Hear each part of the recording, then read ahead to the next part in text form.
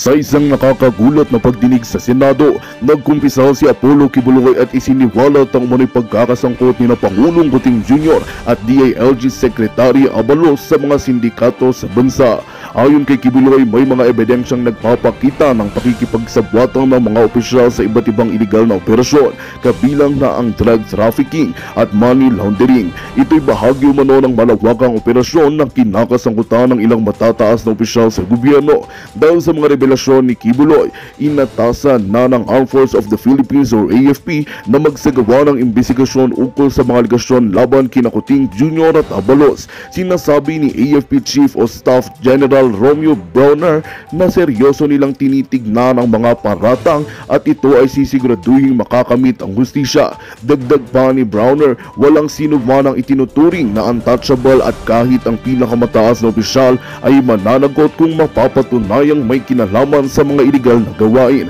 Samantala, maring tinanggi ng kampo ni na Pangulong Kuting at Secretary Abalos sa mga akusasyon laban sa kanila. Anila walang katotohanan ng mga paratang ni Kibuloy at isa itong malinaw na pagtatangka na siraan ng administrasyon. Humiling din sila ng patas at walang kinikilingang imbestigasyon upang linisin ng kanilang mga pangalan at patunayan na wala silang kinalaman sa mga sinasabing sindikato. Kasalukuyang inaabangan ng publiko ang susunod na hakbang ng AFP sa isyong ito. At yan nga ang balitang ating pagkakatutukan. Ngunit bago ang lahat, siguraduhin mag-subscribe at ihit ang notification bell para sa patuloy na pagtutok sa mga sulyap ng bagong balita sa tunay na boses ng masa.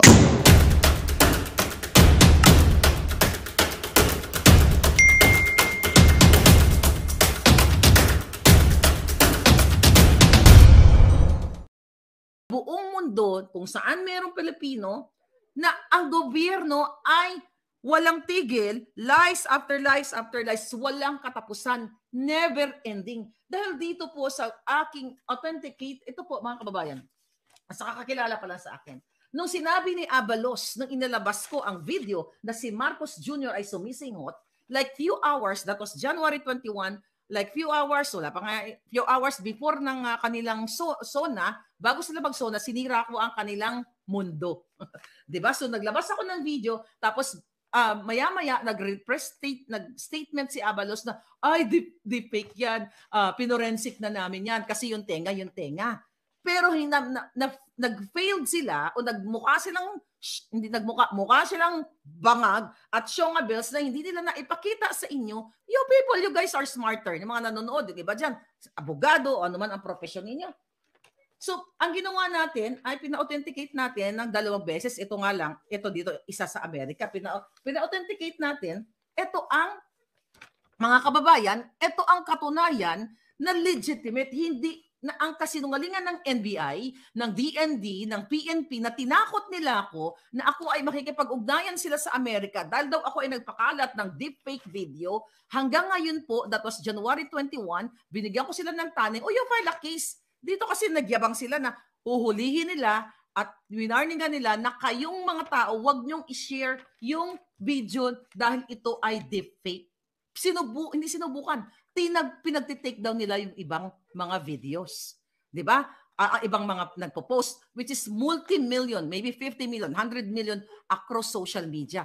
January, September na po ngayon. Ni isang case patungkol dito sa deepfake, wala po silang final.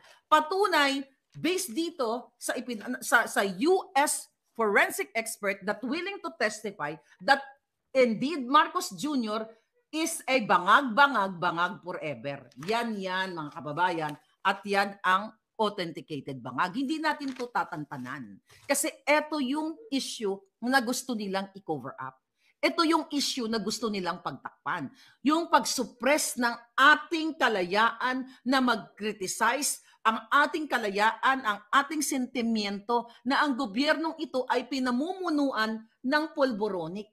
Andyan ang remember yung unang yung PDEA leaks, si Agent Morales na yung nag-hearing dyan, at ang una kong nilabas, yung authority to op at saka pre-op, doon pinagtakpan na, nagsalita na si Bangag Jr. na sinasabi si Morales, parang jukebox daw, na pag kung anong ihuhulog, yun ang ikakanta. Tapos kung ano-ano mga ginawa, anong ginawa ng Bangag na gobyernong ito, palabas ng mga issue, katulad nga lamang ng Pogo na ito, para pagtakpan nila ang pagiging bangag, ang pagiging sinungaling, ang pagiging kawatan, smuggler, kidnapper ng gobyernong ito. Gusto nilang kayong takutin. Yung ginawa nila sa KOJC ay isa pong pag-test nila sa taong bayan na matakot kayo.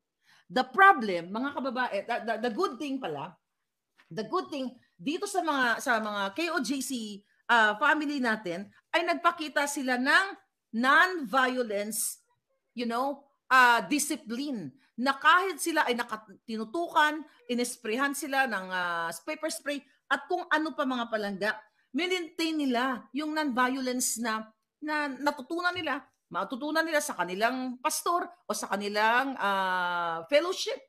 Di ba? So doon ipinakita ng KOJC na pwede tayong magsalita na ipaglaban natin yung ating karapatan na hindi tayo bayolente. Yun ang mga magagandang nangyayari.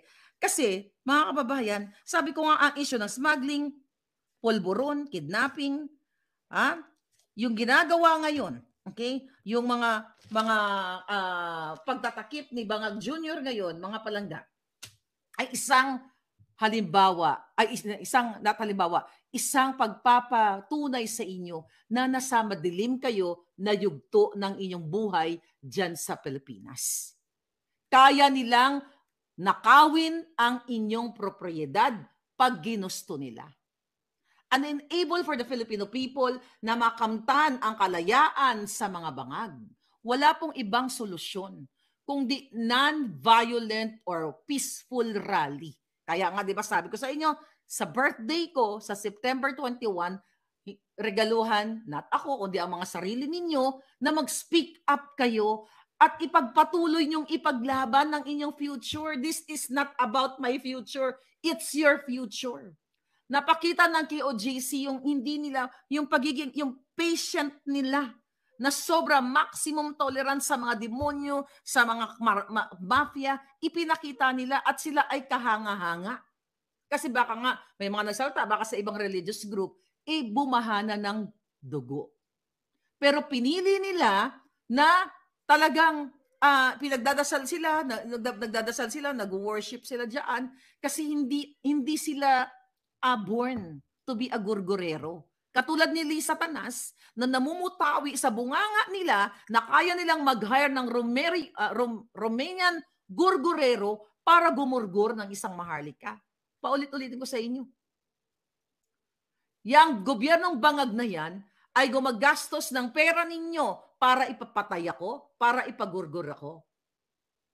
At ngayon, paikot-ikot na lang yan. Naghahanap lang sila ng timing para gurgurin ako. Kasi gusto nila akong patahimikin. Para wala nang maharlika na mag-i-expose sa kababuyan ng gobyernong bangag na ito.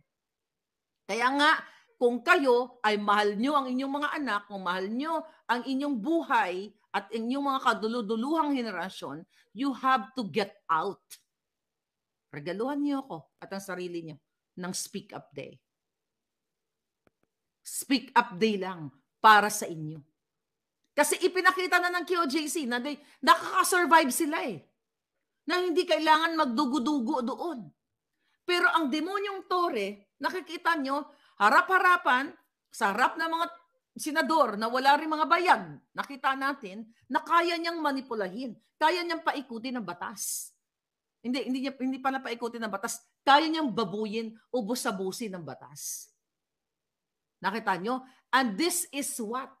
This is all about being bangag na bangag. Dahil bangag ang gobyerno ninyo, mga kababayan, ipinakita ni Marcos Jr. na siya ay hindi karapat-dapat na manatili pa sa pwesto dahil ang ginagawa niya lang 24/7 na sumisinghot ng white powdery substance. So you have to get out, you have to speak up, mga kababayan. Grabe, di ba? Oh, sabi ni Palangga, ni Miss Babel, sabi niya, we that did not vote, okay, Marcos Jr. got tired already. We do not have the energy anymore. Sabi niya, those 31M who voted for him should speak up, get out and pick him up. Tama. Pero kasi nga, hindi naman, dyan na tayo, hindi naman 31 million ang bumoto sa kanya. Tandaan ninyo, isa sa expose ni Glenchong na nakipagsabwatan si Lisa Tanas at si Bangag Jr. para nakawin ang boto ninyo o dagdagan yung kanyang boto para maging 31 million. Kababayan ko, mga palangga, yung issue na nangyayari ngayon, yung sa Pogo, ngayon na sinundo nila si Alice Goo sa Indonesia. Narinig yun naman na special treatment, nagpa-picture siya pa ang mga NBI. Tapos si Abalos, ikaw talaga Alice, ganon-ganon. Nakita nyo na ito ay talagang hindi nila ginagampanan yung kanilang trabaho at hindi nila nilalagyan ng pangil ang batas sa sinasabi nilang ito ay si Alice Goo ay sangkot sa ganito, torture at kung ano-ano pa, di ba? Kasi nga pinakita na natin. Pinakita ko na sa inyo, pinakita na rin ito ni Attorney Topacio na si Marcos Jr. at si Lisa Tanas sa maraming pagkakataon kasama nila ang Pogo operators. At sabi nga ng source ko dyan, binigyan si Lisa Tanas at si Bangag Jr. ng total of 1.5 billion pesos during the campaign period ng mga Pogo operators. At dahil ayaw nilang may kakumpetensya, 'di ba, sa Pogo at gusto nilang hawakan lahat ng Pogo operation, kaya yung Cassandra Ong na yan, kaya yung mga Alice Go group na yan, ginamit nila para what? Para i-cover up ang istorya dito sa pagiging bangag niya. But again, Cassandra Ong, sana nga magsalita na talaga yan, ay nagbigay ng pera kay Lisa Tanas at kay Bangag Jr. ayon dun sa source natin at ipinakita ko sa inyo yung picture na kasama talaga ni Marcos Jr., ni Lisa Tanas ang mga Pogo operators. Now, mga palangga, everyday for 2 years, higit na, nagdadadakdak ako sa inyo. Lahat ng sinabi natin sa inyo, maliban pa na ang iba nandito sa book ni Attorney Vic, yung mga gustong nandyan lang yung email natin. Okay? Nakita ninyo na wala na sa tamang landas ang buhay ninyo sa Amerika, sa Pilipinas. Ang dami all ages pinadudukot. Ang pulburon, paglabas sa iskinita nyo, paglabas sa kanto, ang dealings palitan na lang. Diba? Para ka na lang bumibili ng candy. No, in-expose natin na nagbugbugan si Bangag Jr., si Lisa at si Bangag, dahil sila ay mga addictos benedictos. Diba? Ano nangyari? Biglang bumangon si Kuting. Ni-steroidan lang siguro ng doktor doon sa St. Luke. Sige, bumangon ka na. Diba? Huwag ka na magpahinga, magpakitang gilas sa, kunyari, buhay na buhay ka. Diba? Kunyari, fake nyo si Maharlika at si Jason sa. Ano sabi? Do I look sick? Pero dahil bangag sila, alam mo, hindi yung mga pangyayari ay hindi talagang mapipigilan. Dahil nung nakipagkamay siya during that day, nung tinanggap niya sa Malacanang, ang Cambodian, I believe, ambassador, nakita, di ba, na yung IV, yung dito, yung kanyang, dito sa area na to, ay mayroong insertion na, ay may bukol. Okay? Na it appears na dialysis or kinuhaan ng, sinaksakan ng kung anong gamot through this area. Tapos, nakita din na yung bukol, may black eye si Bangag. So, napa-fact check siya. Yung mga kasinungalingan nila, kahit makipagsabuatan pa ang media, hindi magsisinungaling ang ebidensya. See? Ngayon, nasumuko na si Pastor Kibuloy. Ano yung next? Kasi babalik natin na magpulburon test o pumunta kayo sa kalsada dahil pinamumunuan po kayo ng bangag. Ulitin ko sa kapapasok lang. Conclusion. After conducting a thorough analysis of video file, I found no evidence of editing. The file exhibits consistent patterns and characteristics that align with an unaltered recording. This conclusion is based on the detailed examination of the file structure, visual content, and other key attributes. So, ito pa. In Figure 4 showcases a series of 4 frames, each highlighting instances where the salt and pepper compression artifacts appears in different areas. The shifting locations of these artifacts across frames confirm that they are a natural result of video compression, reinforcing that the video has not been AI processed. So meron po kayong bangag na presidente. Nasa mga kamay ninyo kung gusto nyo pang mamuno ang bangag na ito. Sabi ko nga, lumabas kayo sa kalsada, gayahin nyo yung maximum patience tolerance ng KOJC na wala ang mga bangag. Napahiya si Torre dahil ang credit ay gustong agawin gustong iakuin ni Tambaloslos. Napahiya din actually si Bangag Jr. dahil siya ay magbidabidahan siya. Sana talagang press conference so the highest level na yan. Iipunin niya yung media. Sige, ipunin kayo. Bibigyan kayo ng mga sobre. Sabihin yan. Sabihin sa PCO, tawagan na itong mga tawagan na yung mga media. I-ready na ang mga payola sa kanila. Tapos si Bangag Jr. magsasalita.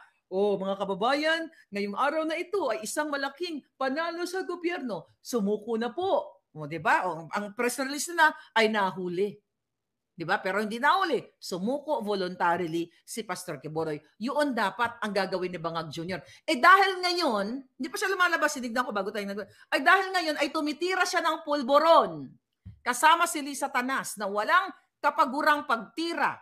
Dahil yan ang favorite thing to do nila. Favorite thing to do, tumira ng pulburon, magnakaw ng bayan, mag-kidnap ng gusto nilang kidnapin, mang-smuggle ng gusto nilang smuggle, at hubasin ulit, sa irin ang pera ng bayan.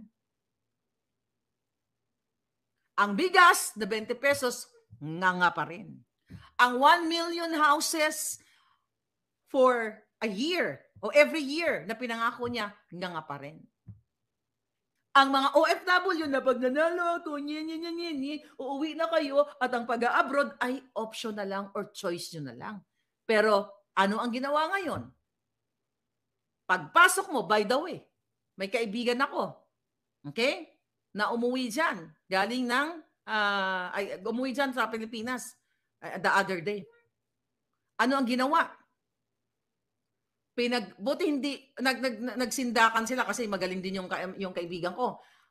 Na random siya diyan sa airport, binuksan yung kanyang luggage at nakita yung kanyang mga alas, personal use.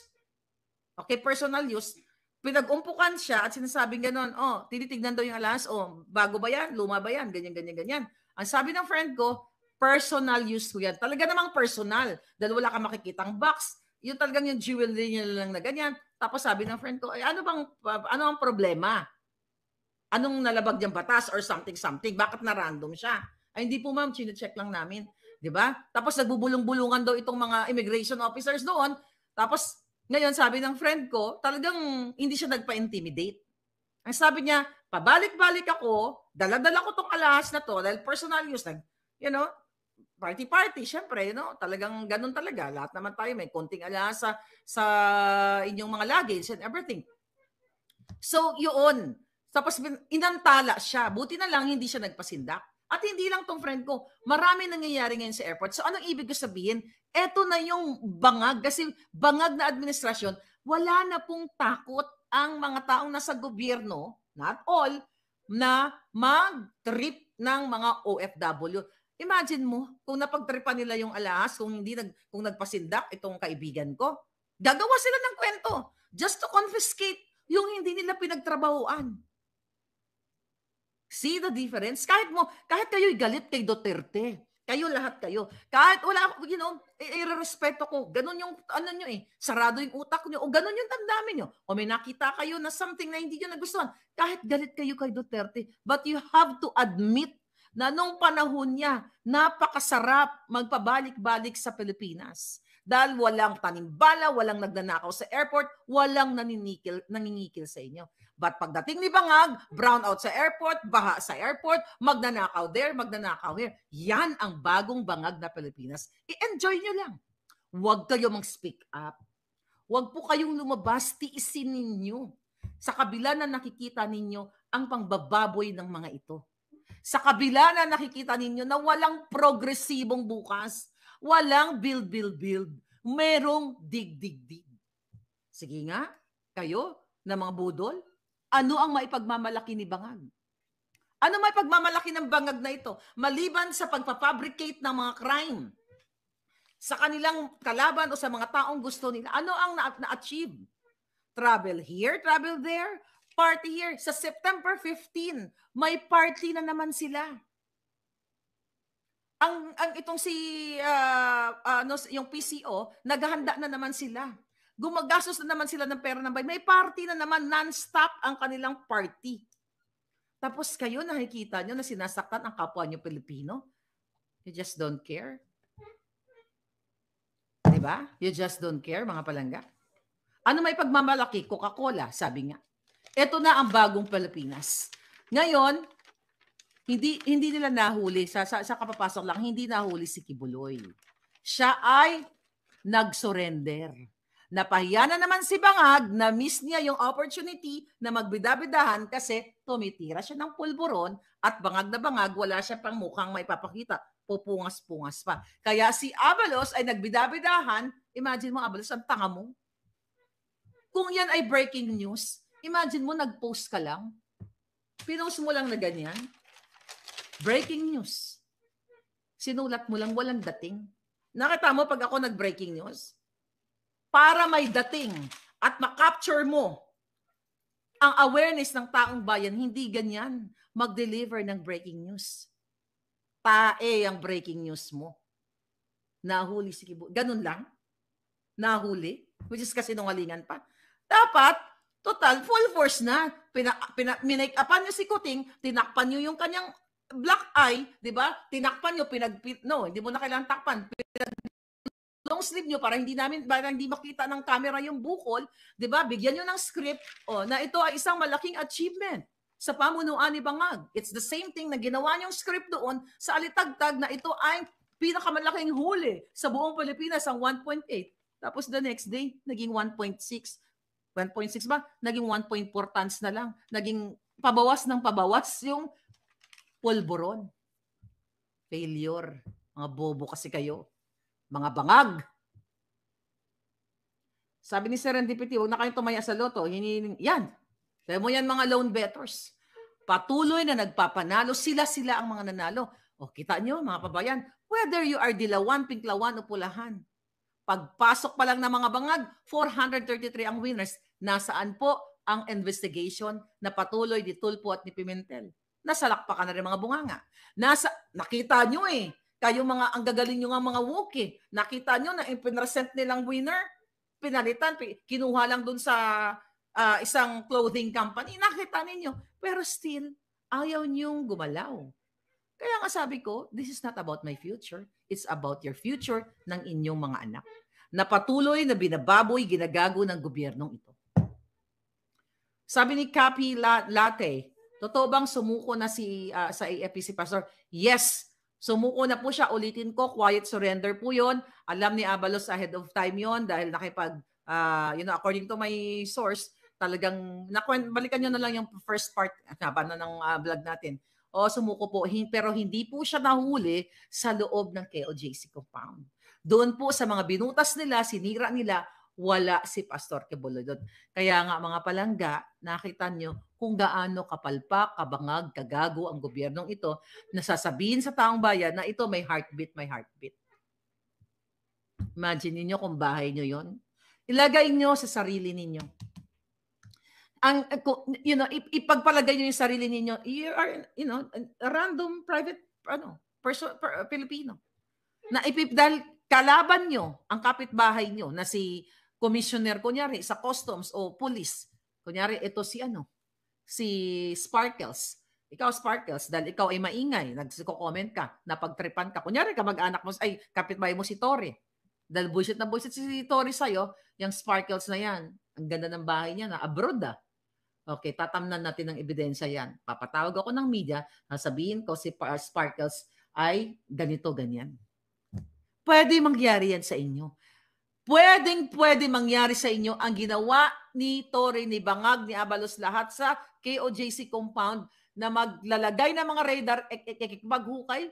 Ano ba kayo, mga Pilipino? Di ba sabi niyo matatalino tayo mga Pilipino? Maniwala kayo? Maghuhukay, sarado, walang ventilation. Nandoon si Pastor Kibuloy sa ilalim ng lupa. Kahit maligno, hindi mabubuhay doon eh. Kasi kung may maligno man, may heartbeat yun. kahit maligno, hindi mabubuhay doon palangga. So sometimes I question God. Why Filipino people allow this, yung ganitong mga klaseng pangbababoy? Pero, sabi ko naman, I believe na ito ay gawa din ng Diyos. I am not religious katulad ninyo mga palangga. But I pray every day. Tinatanong ko, sige, kung ito ang hudyat na ipakita mo, Lord, sa taong bayan, yung pagiging baboy ng gobyernong ito, then be it. Diba? Even the EDSA revolution, hindi naman nangyari ng ano yun eh. Hindi naman nangyari ng overnight yun eh. Diba? It takes what? Years? Tapos nasaan na kayo? Nasaan na kayo mga palanggang dilawan? Inaway niyo ako noon. Marlica, yan, nagsuporta sa mga mamamatay tao, sa manggugugol, sa magnanakaw. Tama kayo. And I admire you guys. Dahil tama kayo, mali ako. Pero asan kayo? Yung mga sinuportahan nyo, andun. Kakampi na ng sinasabi niyong magnanakaw, manggugurgur. Iniwan kayo sa ere. Kayo. God watches everything, sabi ni Regidor. Exactly. Sabi ni Annalisa de Los Santos, si Pastor Kibuloy trusted AFP than PNP. Yan, pahiya sila Abalos at Tamba. Ayun na nga, mga kababayan. Hindi lang si Tambalos-Los, hindi lang PNP, mismo si Bangag Jr. Imagine mo, breaking news, natutulog sa pansitan, tumitira ng pulburon, hindi makalabas. Ang laki ang ganda ng impact. If you talk about the impact ng balita, kung pag-uusapan na, yun naman ang gusto nila, limelight eh. At kasinungalingan, napakaganda ng impact on their side sa mga kasinungalingan nila, and even sa international media, na iba dyan, kasabwat din nila, na si Marcos ang magsalita. Kahit ngumingiwi yan, impact points yan sa kanila. Pero dahil nga sila ay wala sa tamang pag-iisip, bangag na bangag noon hanggang ngayon, hindi po makakapag-isip ng ganyan ang taong ng maayos. Well, in the first place, they're not there para mag-serve sa country. They are there para mangamkam, para mangidnap, para magpulburon, para nakawin ang inyong pera. Kaya sabi ko nga sa inyo, sabi nga ni Inday Sara, ang gaba, dili gyud magsaba. Ang gaba sang Ginoo, dili gyud magsaba. So, itong pangyayari ay hudyat sa inyo na walang heart, pinapahiwatig sa inyo na ang sakripisyo ng KOJC ay isang patunay na ang gobyernong ito ay mga bangag, mga sinungaling. Walang heartbeat, ginudo nila ang buhay ng mga bata, mga elderly, all ages sa KOJC compound. Sinira nila ang turismo ng Davao dahil maraming natakot somehow na pumunta sa Davao. Sinira nila ang mga Davaoenyo. Imbis na yung mga pulis na yan, ngayon kayo dyan sa Luzon, sa Maynila, baka hindi pa nga kayo natatapos sa kalilimas ng binaha niyong bahay. Pero ang mga pulis nandoon na dapat sana iligtas ang mga binaha. Again, it's your life, darling. It's not my life. Kaya mananagot silang lahat, sabi ni Katniss Lawis. Alam mo kung bakit? Ang daming paglabag sa batas ni Torre, ni Marbil, ng PNP, nila Abalos doon sa KOJC. At magbabayad silang lahat. Pagbabayaran nyo to. Hindi kayo makakatakas sa batas. Pare-pareho kayong mga bangag at tutugisin kayo. Tutugisin kayo ng batas ng taong bayan. Ngayon, dahil kasabwat nyo si Lisa Tanas, ngayon lang yan, hindi kayo temporary dyan. Marga, kulang sa rescue team during baha. Correct. DJ, Stacy, Rebecca Ogata. Heartbeat siguro ng lamok ang napakinggan ni Torrering. Sabi ni Jean. Jean, wala nga eh. Kahit na heartbeat ng lamok, hindi mo maririnig yun. Kung may heartbeat ang lamok. Leonarda Cabriana, thank you Palangga. Meaning pinagkakatiwalaan only the AFP ni Pastor ang AFP. Actually, ang nagbigay ng 10 million reward, actually hindi ko kilala, pero meron tayong, I don't know, baka by now alam na ng ano yan, alam ng SMNI o KOJC. Yung nagbigay ng 10 million para sa reward ni Pastor Kibuloy, yung sinasabi ni Abalos na private person. I hope by now alam na ng KOJC or ng SMNI kung sino yon. They have to confirm it. Ako kasi may nakarating sa akin information, but I want them, na sila yung mag-announce kung sino yon. Hindi ako. Ibibigay ko na sa kanila yon. Agawan sila sa credit, sabi ni Victor Abalos. Kamag-anak mo ba yun Palangga? Ikaw siguro yung matinong Abalos, no? Victor. Okay? May visa na si Torre kung sakaling matapos na ang term ni Marcos, sabi ni Maverick. Dudukutin din yan. Pananagutin yan, mga kababayan. Pinaparamdam ng AFP na hindi sila hawak ni BBM. That's true. Yeah? Good point yan. Hindi natin alam. Malay mo. Diba? Kaya sabi ko sa inyo, tuloy-tuloy pa rin po ang Liwasang Bonifacio, ang magpag-speak up day dyan. Kaya sabi ko, humingi ako ng sa inyo, birthday gift. Birthday gift to speak up. Birthday gift to speak up. Sa birthday ko, sasabayan ko kayo ng bonggang-bongga. Right? So, totoo po, sa kapapasok lang, kaya sabi ko sa inyo, hindi lahat ng AFP at mga police in fairness na masamang damo. Ang demonyo kasi yung gobyerno nyo. Ang demonyo kasi si Lisa Marcos, si Bangag Jr., si Abalos, lahat ng mga hinayupak na yan, si Remulla, lahat ng mga kabinete niya na mga pulboronic din. Kaya itong mga kapulisan ay walang magawa. Ayaw din kasi manindigan ng iba o takot. But looking forward kayo mga sir, you'd redeem yourself. Kung ako sa inyo, mag-speak up. Kung ako sa inyo, regaluhan niyo ako sa birthday ko. Speak up day kayo sa kalye. Anyway, it's not for me. It's for your country. Ibigay sa AFP ang 10 million, sabi ni NBA. Tahimik lang. Speak up na as a birthday gift kay Marlica sa 21. Yes. Sana matuluyan na sa St. Luke si Bangag, sabi ni RC. Well, again, itong nangyayari po, just to end this, itong nangyayari sa KOJC, sinadya ng tadhana, sinadya ng Diyos na maipakita sa inyo kung gaano ka walang hiyang ito na ang gobyerno ni Bangag. So it's up to you kung paano po kayo mag-react, paano nyo tanggapin ang ginagawa ng mga addictus benedictus. Imagine nyo buong angkan addict, buong angkan kawatan, then ayaw nyo kumibo. Anyway, mga kabayan, kumibo na kayo. This is your fair lady, Maharlika, na lagi kayong ipagtatanggol kahit buhay na ang kapalit. Teka lang, baka may nag-comment pa. Well, may death threat si Inday Maharlika. Only one life to live in this world. Huwag kayo matakot. Lahat tayo matutsugi. Takot ba kayo mamatay? Huwag kayo matakot. Lahat tayo pupunta dun. Una-unahan lang. Galingan lang natin. Failed mission si Torre, sabi ni Mildred Padilla. Wala sa KOJC si Pastor. Nag-surrender siya mismo sa ISAP. Yun na nga Palangga. Wala siya doon sa compound. Nasabi ko na yan sa first part ng vlog natin.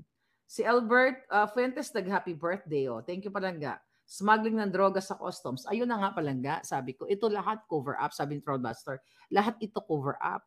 Bago tayo matapos. Imagine nyo, 3 billion ang inaalay kay Bangag, kay Lisa Tanas. Cash ayon sa ating source ng smuggling sa Bureau of Customs. You talk about Bureau of Customs pa lang yan. Wala pa yung agri-smuggling ni Bangag. Wala pa yung PCO. Wala pa yung Ploto. Wala pa yung sa tax evasion na dinidirekta sa kanilang bayad. Saan nila gagamitin tong perang ito? Diba? Gagamitin nila ito hanggang sa kapwa-apwa nilang magnanakaw. Pero ngayon pa lang, never. No more Marcos again. Never. Enough is enough. Tapusin nyo na lahat ng mga dugo nila. Huwag nyo nang papurmahin. Nasa mga kamay nyo yun. Hindi yun sa akin, mga Palangga. Speak Up Day. September 21, Speak Up Day. Yan ay birthday ko. Alright? Again, this is your fair lady Maharlika. Thank you so much. We reached like what? Across social media? 15,000 live viewers, Facebook and YouTube. Thank you. God bless you all, guys. Thanks.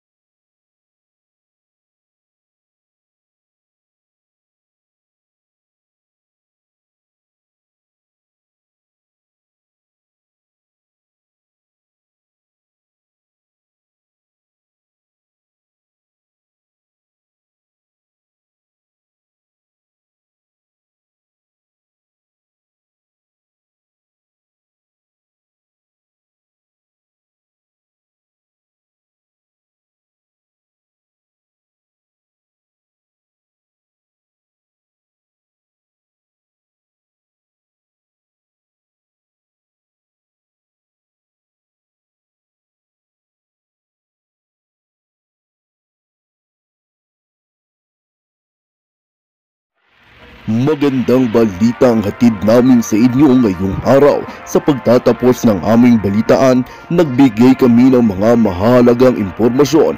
Maraming salamat sa pagtutok at pagsuporta sa aming programa. Huwag kalimutang manatili sa mga susunod na araw para sa mga bagong balita at mga kwento na dapat nating abangan. Mula sa Boses ng Masa, magandang araw, Pilipinas!